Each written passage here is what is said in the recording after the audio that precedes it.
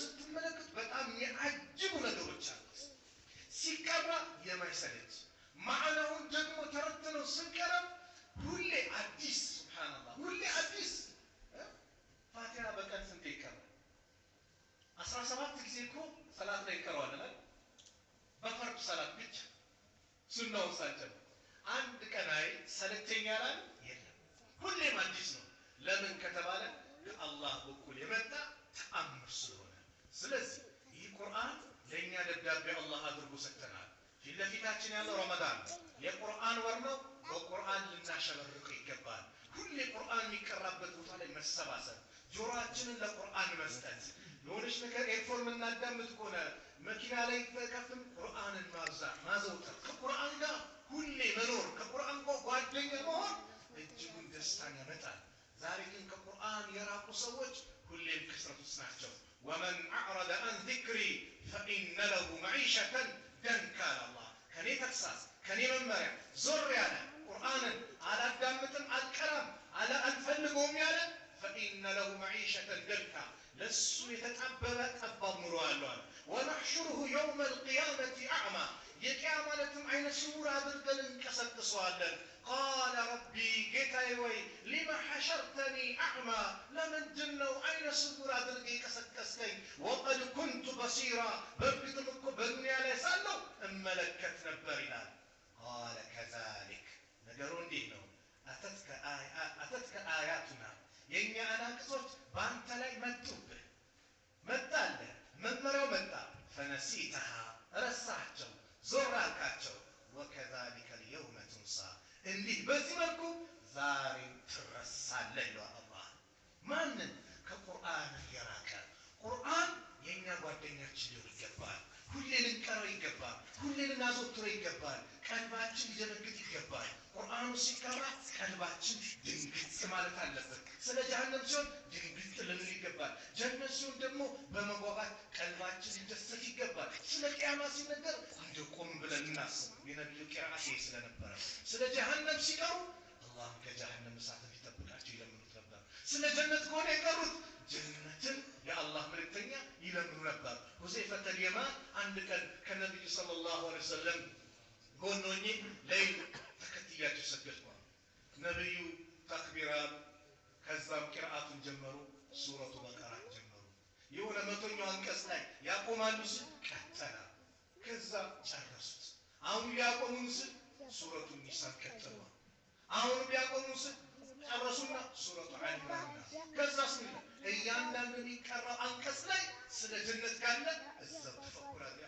ጀነት ለክስ ጀነት ይጠይቃ ስለ ጀሃነም ከሆነ የአላህ ከጀሃነም ጥብቀኝ ለምን የቁርአኑ መልእክት አውቀውታል ለዚህ ነው ነብዩ ላይ ፈስተቂም ከማ ኡሚርተ እንደታዘዝከው ቀጥ በል ሲላቸው አላህ ነብዩ ሽበት ወረራቸው شيبتني سورة أهود وأخواتها سورة أهودنا مسلتها أشبتني يا النبي صلى الله عليه وسلم لمن القرآن الملك يجيبون سنة تردد صحابة بقام سنة تردد القرآن قال لا تعالى أغنت لي ينبر سنسي قرآن ممراتنا نادر قرآن دستراتنا نادر وقرآن لا له ممرا نتكبره እንምሩበት ዛሬ ተቀሩት የቁርአን አንቀጾች እጅጉን የሚገርሙ ናቸው ሱረቱ ተባ ላይ ኡስታዝ የቀረው ላይ ቁል ኢን ካነ አባኡኩም እያለ አላህ መጣ 8 መሰረታዊ ነገሮችን አነሳ አባቶቻችሁ እንደዚሁም ልጆቻችሁ ወንድሞቻችሁ ሚስቶቻችሁ ለሴቶች ባሎቻችሁ የቅርብ ዘመዶቻችሁ